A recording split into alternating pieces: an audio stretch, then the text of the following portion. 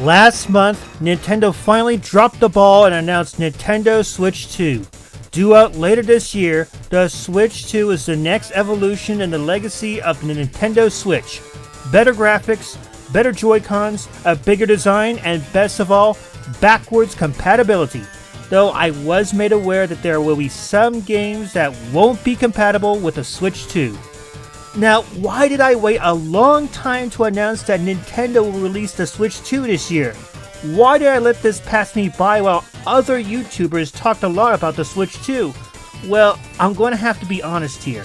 I'm not yet sold on the Switch 2 because it's all about the games. Yes, we did get a sneak peek at the upcoming Mario Kart title, but that's just one game that's announced. We don't even know the games that are coming out for the successor, other than one.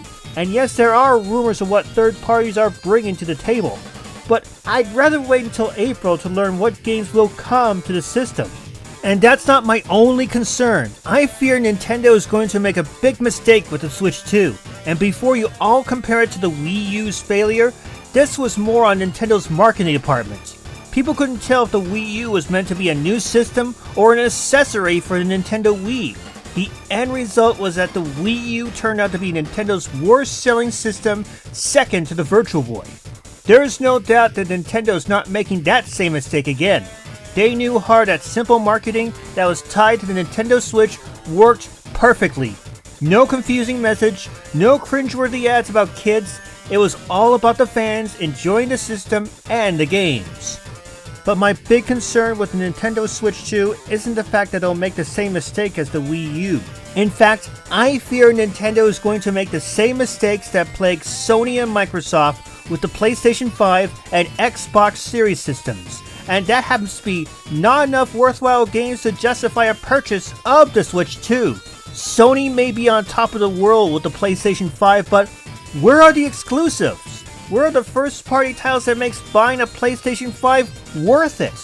Even compared to the PlayStation 4 era, there are barely any PlayStation 5 first-party titles that are 100% exclusive to that system. Furthermore, Sony's pushed into numerous live service games before pulling the plug because of the failures of Concord was a complete disaster in the making.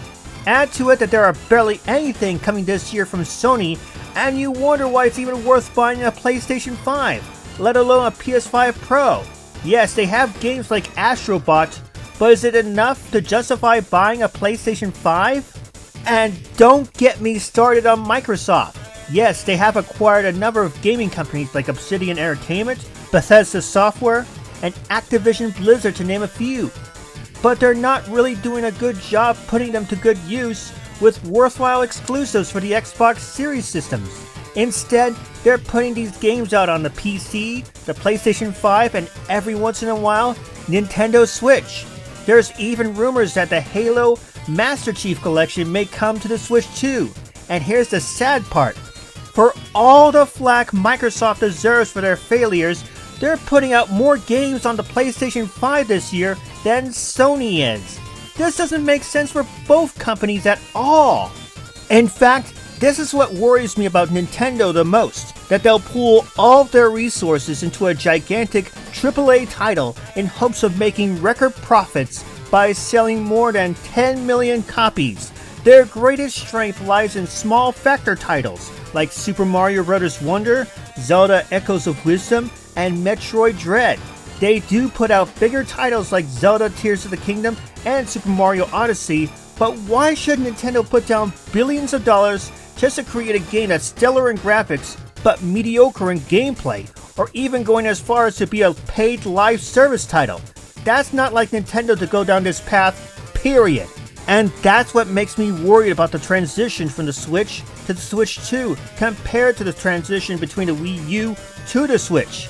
And I had such huge amount of optimism back in the past because I loved what Nintendo was doing back then, creating a handheld/console hybrid that could be played on the television or on the small screen. And I worry that Nintendo will be going down that same path as Sony and Microsoft, putting out 1 to 2 games a year while porting others to the PC. And this comes when even multi-platform games are also doing horrible by industry standards. Gaming doesn't need to cost a whole lot just to create one game.